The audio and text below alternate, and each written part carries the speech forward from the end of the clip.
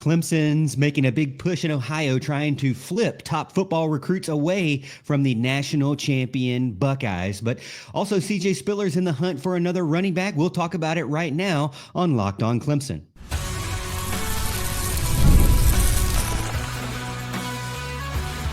You are Locked On Clemson, your daily podcast on the Clemson Tigers. Part of the Locked On Podcast Network, your team every day. What's up, Tiger fans? Morgan Thomas here, Clemson fan, Clemson grad, host and producer of Locked On Clemson, this show, and part-time host and producer over on 105.5 and 97.5 FM, The Roar. You can check me out Thursday mornings on the Mickey Plyler Show and during the football season on the Morgan Thomas Show because, you know, the show about with my name. But thank you so much for making Locked On Clemson your first listen every day. We're part of the Locked On Podcast Network, your team every day. And if you're new to the show, make sure you hit the like and subscribe button and notification bell over on YouTube and follow us and subscribe over on podcasts wherever you listen to them so you never miss an episode. I try to have exclusive Clemson content for you 5 days a week, every single week. And don't forget to follow me over on X at the Morgan T Show, where I'm up to my normal antics and talking about Clemson sports and maybe a little Formula One as the season gets started as well. But a little bit of everything over there on X. Coming up on today's show, we're going to talk about Clemson and Ohio State recruits. I was really interested in kind of looking more into the recruiting landscape. You know, I told you in the previous episode that I had kind of backed off of it just because of the change in the way college football recruiting has gone. And, you know, it's a lot about, you know, money and who's getting paid the most and who's getting tampered with and all this stuff. And then you'd put all that effort in and then they could transfer on you in, you know, 1 year or not even a full year. So I kind of had lost my love with recruiting, but, you know, getting back into the podcast game, I wanted to look in, see where Clemson is and what maybe a major storyline is. And I think Clemson versus Ohio State might be one of those ones that we need to take a look at. Also, Clemson right now only has one running back offer right now. And so I wanted to look at who they could possibly offer this spring because, you know, they're going to bring some in, I'm sure, for their elite junior day in March on March 8th during around spring practice and spring ball gets started up. So I'm interested to see, and I think I'll share with you guys who I think could be some ones that we need to take a look at. And then finally, Clemson basketball recruiting. I know that doesn't get talked about much, but I wanted to look at who Clemson has right now and see what they could bring to the table possibly for next season. I know this season's not over and it's pretty exciting because of how great they're doing, but you know, I thought it would be cool to have a full recruiting show. So hopefully you're excited and to be a part of the show today. So segment one, let's get started. Can Clemson flip big time recruits from Ohio State? And I know it's going to be hard to go head to head with Ohio State because they are the returning, reigning, defending, undisputed. Wait a minute. That's Roman Reigns, or was Roman Reigns. But they are definitely the national champion Ohio State Buckeyes, as much as I don't like to say that out loud. But Clemson going head to head with them is something that Dabo Swinney has made a priority, I believe, and something that Clemson needs to focus on because you want to continue to compete with the elite of the elite. And I think Clemson can still do that. Now, right now, overall, when you look at a high level of what Clemson is doing recruiting-wise on the football side of things, they have 55 total offers, which you probably are thinking that seems low, and it probably is in a lot of ways, but Clemson doesn't really offer a ton of players. And so they try to be very selective with who they want and go for guys who actually want or have a shot with and also want to be there. So the top states that Clemson is looking at, it's not Ohio State. You have Georgia, which I think, of course, makes sense, and then Florida and North Carolina. Georgia has 14 offers right now, or players with offers. Florida has 9. North Carolina has 6. So those are the top 3 with most. South Carolina right after that, then Ohio State's up there with 4, and we'll talk about the 4 right now. The top guy in each one of those areas is King Ogboko, offensive tackle, and Anthony Jones, defensive end, and Samari Matthews, cornerback, and Joey O'Brien, I guess you could say safety. Now, he's a guy from Ohio State that we'll talk about.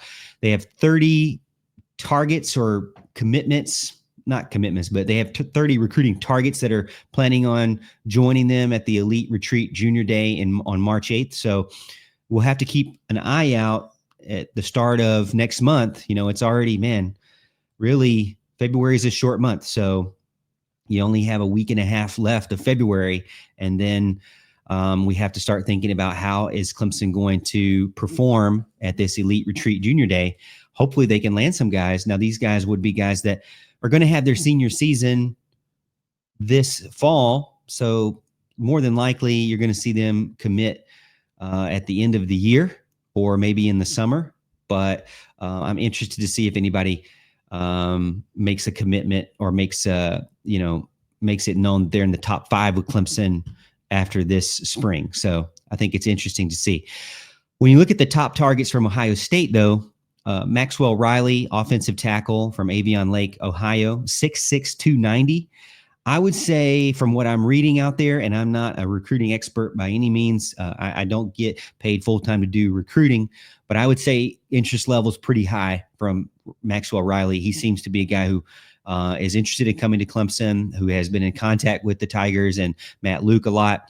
And I would say he's definitely a guy that would be a B+, maybe even a higher level for me as far as an offensive lineman. He has a great frame when you look at him. And I would say I recommend to anybody who wants to get into recruiting, go over to their huddle video and see their highlights. Now, just remember, it is the best of the best highlights. So they don't put up their bad highlights. That's for sure. So when you look at those, see what you see. See what you see as far as their fundamentals. See what if they're making the right kind of decisions based on the play that's being called. Now, we're only limited in our knowledge of looking at highlights, but I think he has the good frame.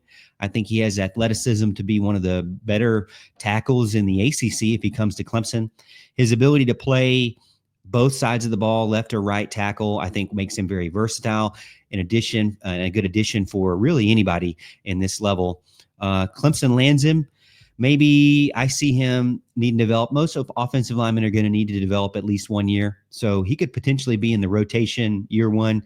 But I would say year 2, I would expect someone like Maxwell Riley or Max Riley to be in the rotation year 2. So not an instant impact type guy, but could be. I think he's pretty high up on my list. I really like what I see. I also like another guy from Miami Trace, Ohio, offensive tackle Adam Guthrie.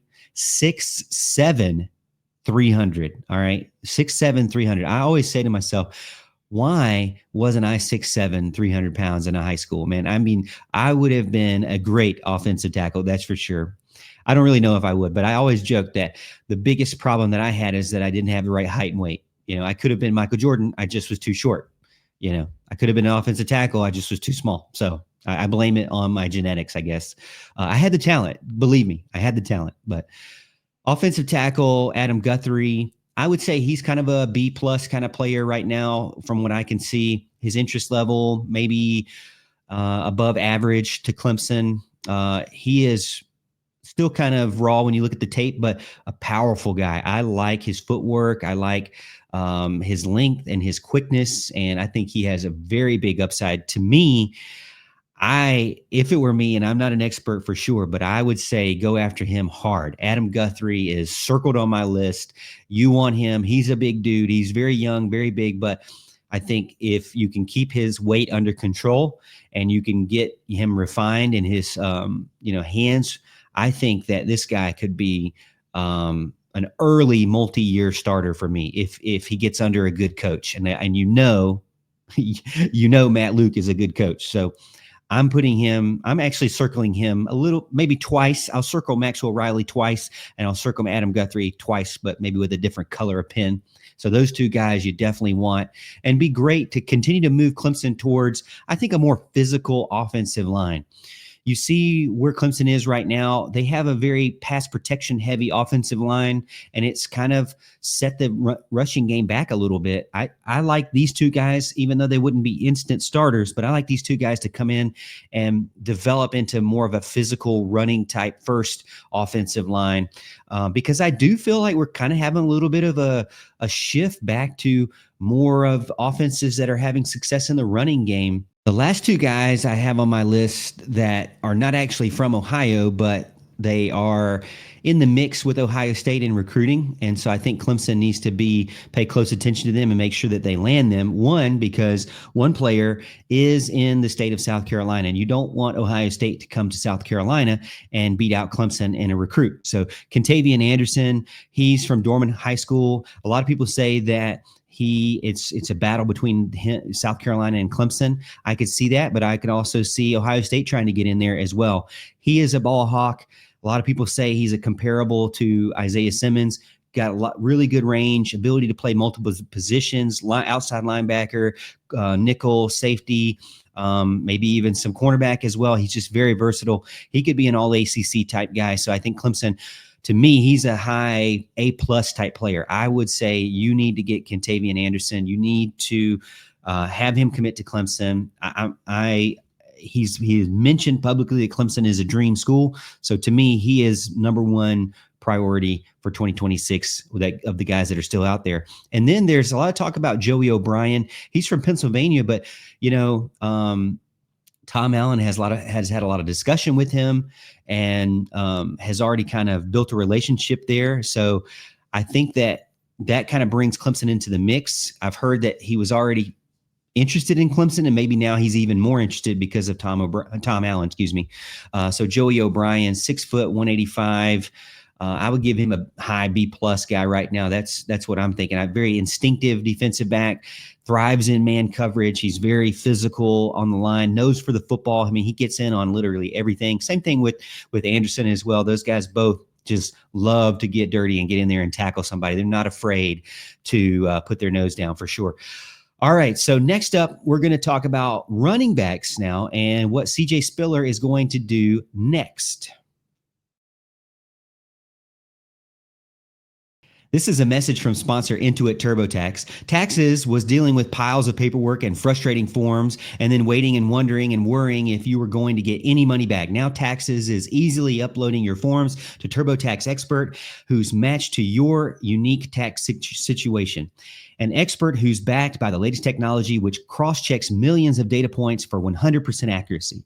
While they work on your taxes, you get real-time updates on their progress, and you get the most money back guaranteed. And while you go about your day, no stressing, no worrying, no waiting. Now this is Taxes. Intuit TurboTax. Get an expert now on TurboTax.com. Only available with TurboTax Live Full Service. Real-time updates only in iOS mobile app, and see guaranteed details at TurboTax.com/guarantees.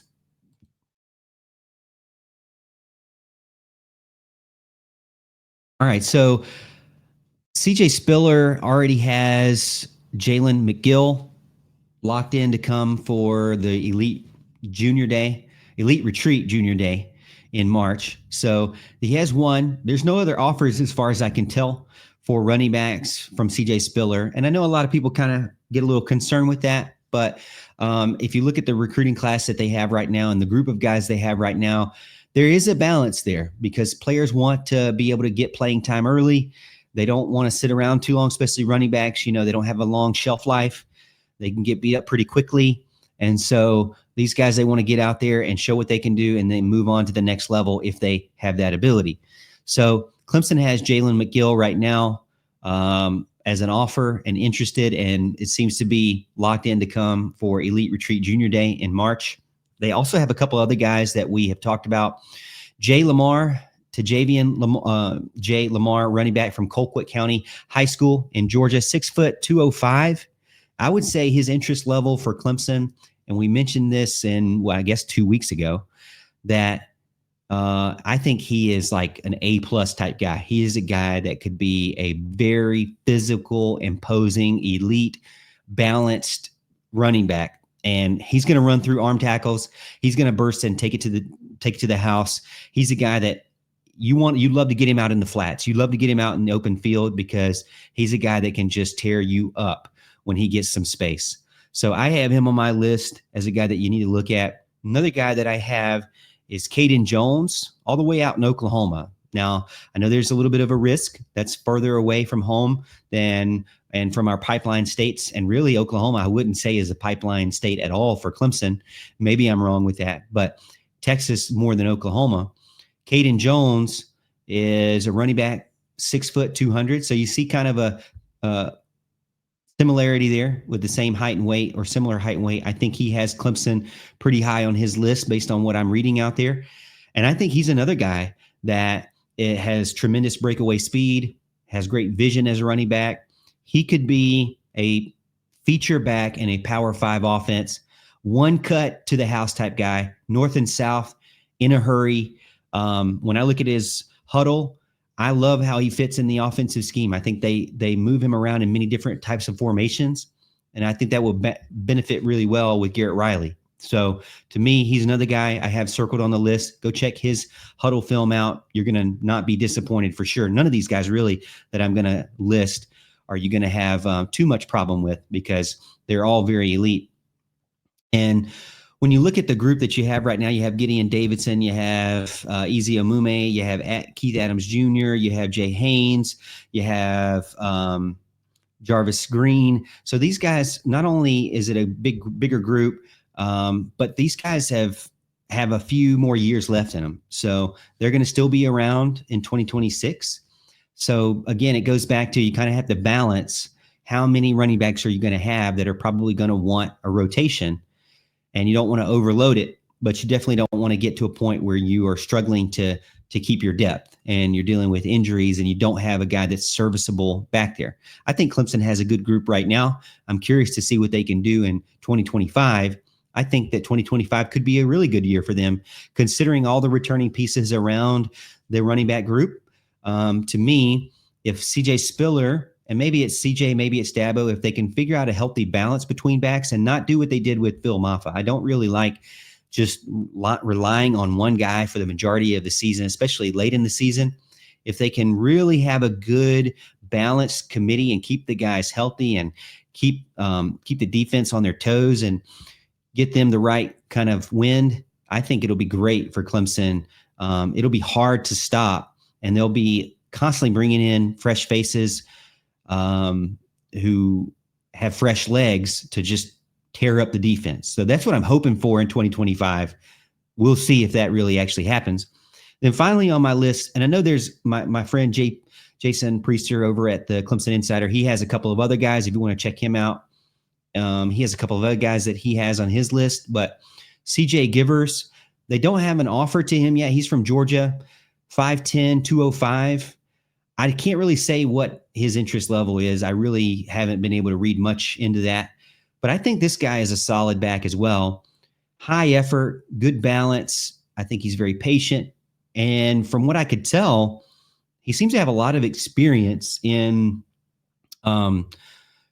offenses that are more pro style, which kind of seems weird. Maybe Clemson's not necessarily a pro style offense, but it is kind of interesting to see somebody at the high school level be in a more pro style I formations. I saw a lot of that. But what I liked about that is the vision and the toughness, and the patience, really. He's an intriguing prospect to me because you could really take advantage of that if you're patient behind your offensive line. I think a lot of young running backs, especially right now, they're not very patient, really. The best ones in college football are much more patient. They don't just run up the back or the butt of offensive linemen and just kind of get stuck. They kind of feel out what the momentum is happening and where the shifts are being made. And they're also able to kind of see beyond just the first level of attack and see what maybe the safeties are doing, what maybe the outside linebackers are doing. And they just have a great peripheral vision and instinct about them. And I kind of see hints of that from CJ Givers. Now, you might not get him as a high star guy, but I've never been a big on following the stars. I think guys can be high performers regardless of what their stars are. I think a lot of the stars out there are really just how popular. It's kind of like a popularity contest. How many camps have they been to? How many articles have they been a part of? How many social media posts have they been on? I think you got to be very, very careful with that kind of stuff. Now, again, the 5-star guys, I think you'd probably catch those for sure. But 4- and 3-star guys, a lot of times it's very popularity driven, high school driven, coach driven, and even some incentives from the analysts as well, because they want to push guys that they get more interviews with for sure. March 8th is the Elite Retreat Junior Day. As I mentioned earlier, it's a huge weekend for Clemson.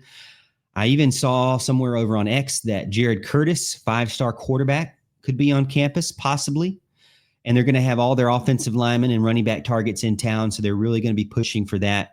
And you can kind of see how the future of Clemson is going to shape up for 2026.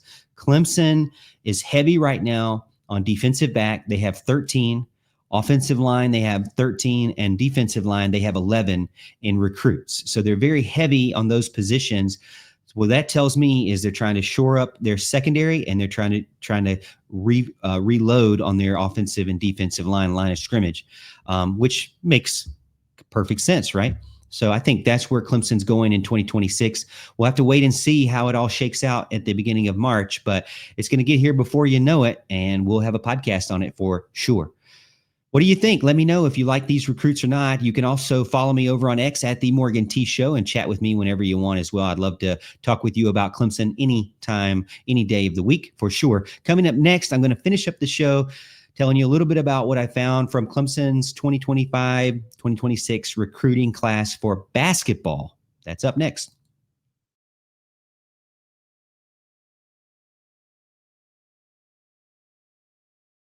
What's the plan for Clemson's basketball class? Well, I got to be honest with you. When I think of Clemson's basketball class, I'm not fully thinking of recruits because, as you know, Clemson basketball and Brad Brownell have been notorious for being really, really good at getting transfer portal players. So I really think to myself, well, maybe it's not super important, the recruiting, but it is still extremely important recruiting for sure.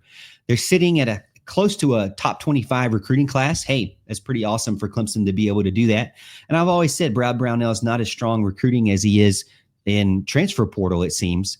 But can they continue to keep pace with these guys? I think you're going to like these 3 commitments that they have so far.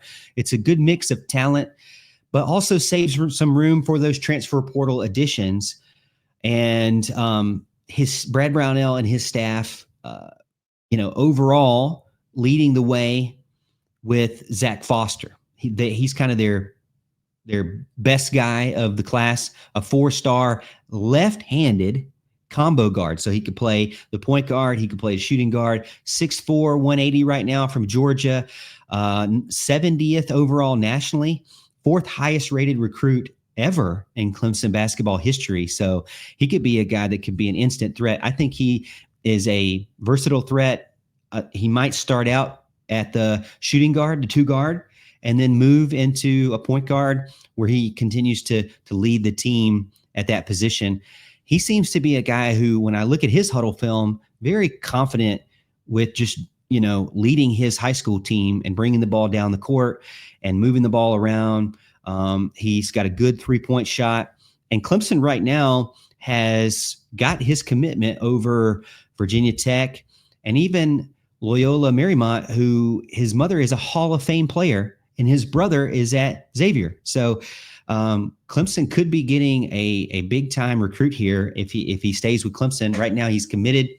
I'm not sure when they actually have signing day for basketball. You have to tell me in the comments when they actually do that. But Zach Foster, lefty, combo guard, really, really cool. All right, another thing is Chase Thompson. He is 6'7", 215, a power forward from Minnesota. He's hoping that I think Clemson's kind of hoping that he can be kind of that Brad Brownell special of the Chauncey Wiggins type, or maybe the Hunter Tyson type, where they can just play 2 different types of positions, where they can play out the wing and be a shooter, but also is a very physical presence. He stretches the floor. He adds strength. I think that he would just have to, from what I can see, he seems a little bit light, 6'7", 215. I would say probably have to hit the weight room, get in there if he's going to play down low more. It just depends on where they're going to fit him in with the rest of the staff or with the rest of the roster that they have. And I think Brad Brownell does really good with that, building his team out properly. I like it a lot. Trent Steinauer is a legacy recruit His grandfather played, Randy Mahaffey. I don't know anything about 1960s Clemson basketball. You have to forgive me with that. But he's apparently a legend, all ACC forward, an ABA star, was drafted by the Los Angeles Lakers, decided to go to the ABA, I believe the Colonels or the Generals, 6'10", 200-pound center from North Carolina. From what I'm reading out there, it seems like he's kind of a developmental kind of guy, has a lot of hustle, has a lot of confidence inside, very good three free throw shooter, but definitely not one of those guys they're expecting to play immediately, but one of those guys that could build into something that could be a force at the center position. So you have Foster, who to me would be, I think, more of your, I'm not comparing players, but more of your Dell Jones, where they're going to come in and freshman, you're going to see him a lot, right? Maybe not a starter, but you're going to see him a lot. Chase Thompson be a guy where you might not see him the first year, maybe the second year, but then as he gets more developed, you could see him become, off the bench, a six-man or a starter himself. And then Steinauer is going to take a little bit more time, but he could be one of those big men that really dominates towards the end of his college career. So we'll see how it goes. Maybe, I don't really know. You can't really, it's hard to predict these guys and what their future will be, but right now that's what we're thinking for sure. Portal is really going to round out the recruiting class as we go. As you know, Brad Brownell is holding some spots open for transfer portal players, and I haven't looked into who they're going to get and how they're going to replace guys. But one thing I do have confidence in is that Brad Brownell will be able to do that for sure. So I like what I see. Hey, let me know what you think. Do you like these three guys that Brad Brownell has got? Do you like the guys that we talked about for CJ Spiller? And what do you think about the Elite Retreat or Junior Day coming up in March? Is Clemson going to be able to pull some guys from, big states like Ohio State and others? I'm curious to get your thoughts in the comments. And if you are listening over on the podcast, follow me over on X at The Morgan T Show.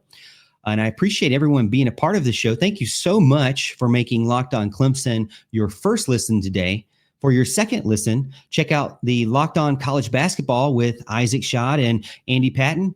Don't wait for March. Be the most informed college basketball fan now. Find Locked On College Basketball on YouTube or wherever you listen to podcasts. I appreciate everyone being a part of the show today, and I look forward to talking to you tomorrow and more about Clemson. And as always, Tiger fans, I'll see you tomorrow. And I'll see you at the top of the hill.